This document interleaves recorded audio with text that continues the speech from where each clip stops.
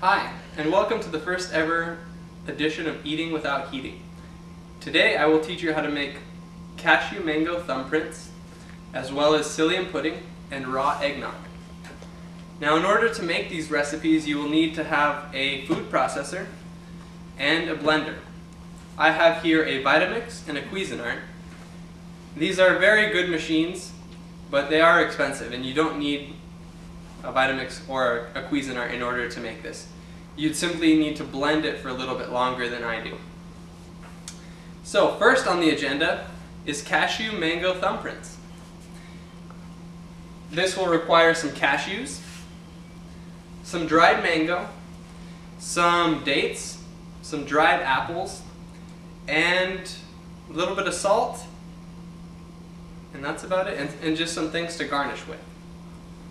So the first thing that you're going to do is you're going to blend some cashews in the food processor.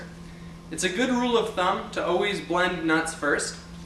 If you blend other stuff first, usually moist stuff, it tends to moisten the blades in the container, and then when you go to blend the nuts, they start clumping up and don't blend as fine. So throw some cashews in the food processor.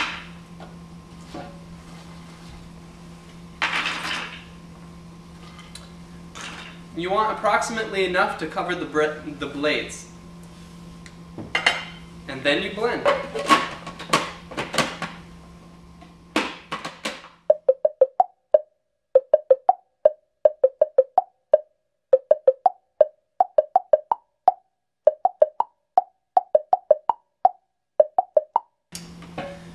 When you've blended it for 30 seconds or more, you'll see that it is the consistency of powder, and that's exactly what you want. Then you have a mixing bowl, and you pour the contents of the container into a bowl. Having a spatula is very handy, because then you can get into the hard to reach places.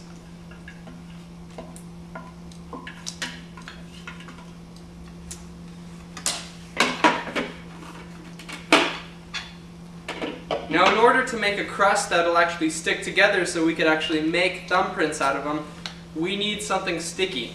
Nuts by themselves aren't sticky. So for this reason, I have soaked some dried mango.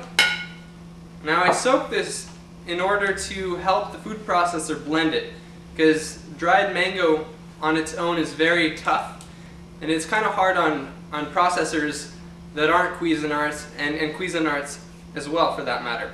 So I just soak some mango for 15 minutes prior to making these. I also have some dried apples and some dates. So just start throwing them in. One of the reasons I like to make cashew thumbprints is because they're very easy to make and they're a favorite at potlucks. I can't tell you how many times I've gone to potlucks and people just loved it. So now you just pour the eggnog.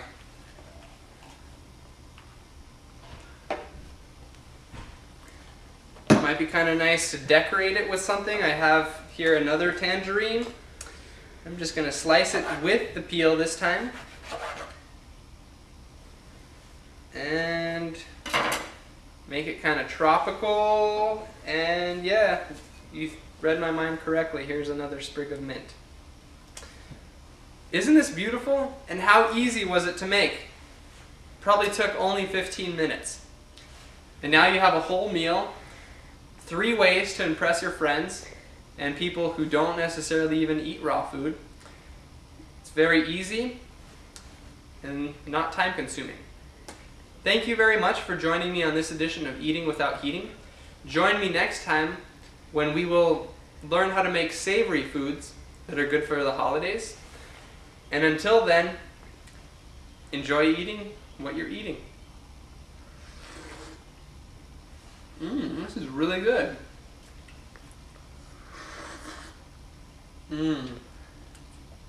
So good.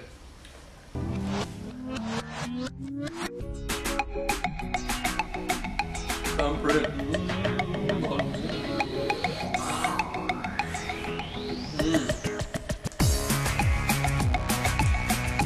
I'm amazing. It's like I'm a chef or something. I forgot something downstairs. Bye.